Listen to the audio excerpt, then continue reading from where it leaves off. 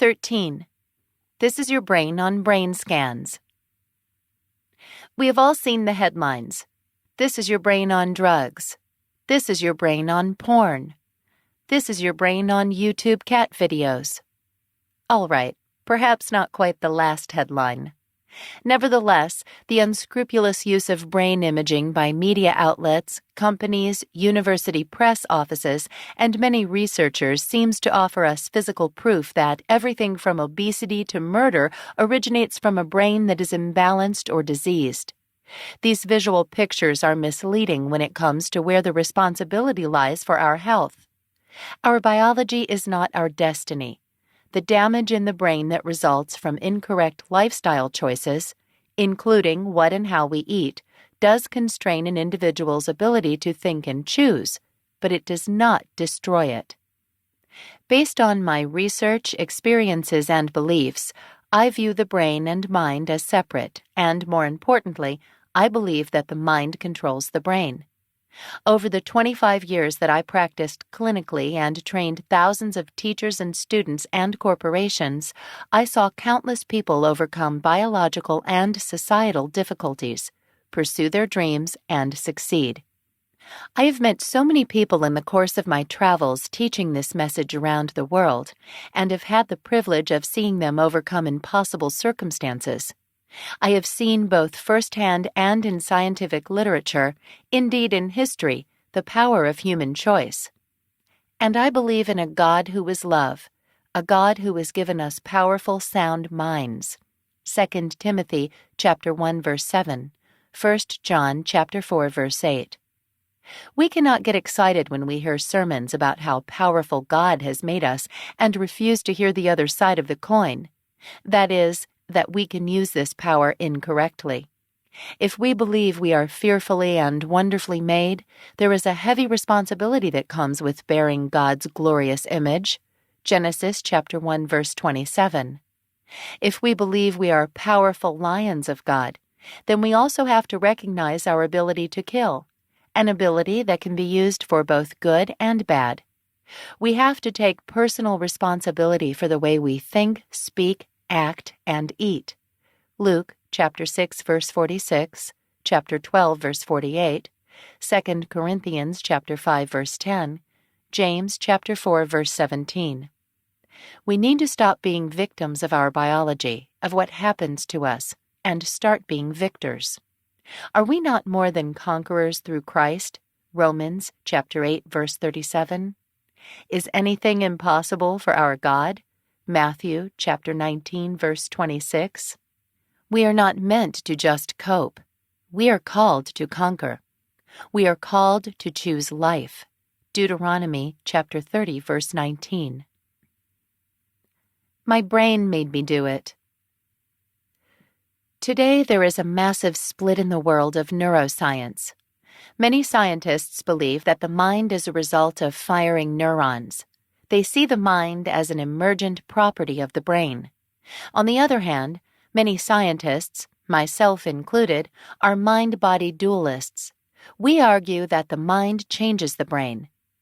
The neurocentric perspective of the former argument arises out of humankind's desire to worship the created, brain, instead of the creator. Indeed, this neurocentric, brain-focused mindset is alarmingly influencing all walks of life. It has become increasingly fashionable to assume that the brain is the most important level of analysis for understanding human behavior, and that the mind is more or less expendable, literally a byproduct of the brain. We see the firings of neurons, and we assume that this is what love or hatred is. Yet what if love causes the neurons to fire? Is it a chicken and egg question that ultimately requires us to make a judgment based on our own interpretation of the data? In a secular world, I understand, even if I do not agree with, the mechanistic emphasis on the brain and the belief in matter that can be measured in a quantifiable manner held by many scientists and researchers today. Their beliefs have shaped their interpretations of neuroscience, just as my beliefs in an almighty God, human free will, and the intangible power of the mind shape my interpretations of neuroscience. Yet why is this neurocentric vein of thought so dangerous?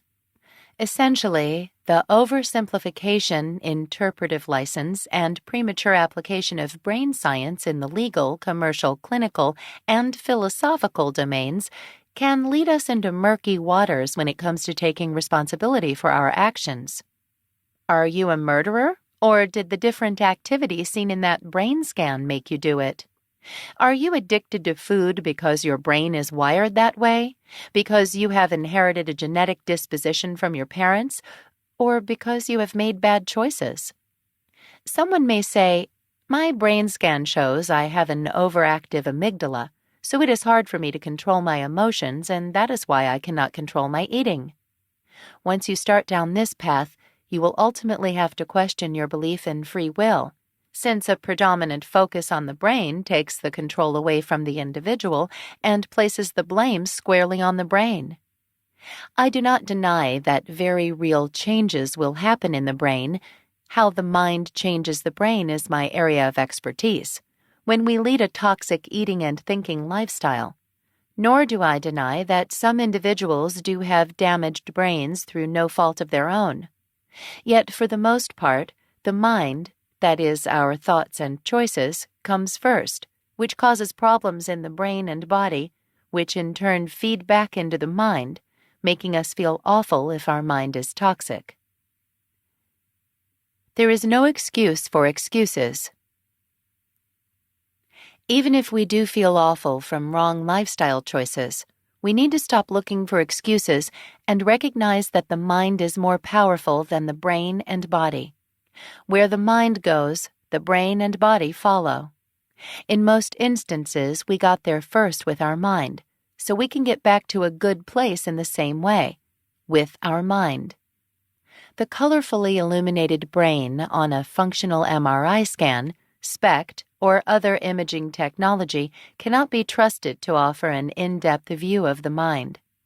This phenomenal but developing and limited technology provides a mere glimpse into activity happening in the brain in terms of energy, glucose metabolism, and blood flow.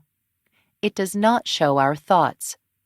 Neuroscientists are very far from determining the exact link between what they see on the scans and the content of our thoughts. Brain imaging technology cannot read your thoughts, desires, loves, lies, feelings, morals, or the uniqueness of who you are, nor what is going on in your mind when it comes to eating.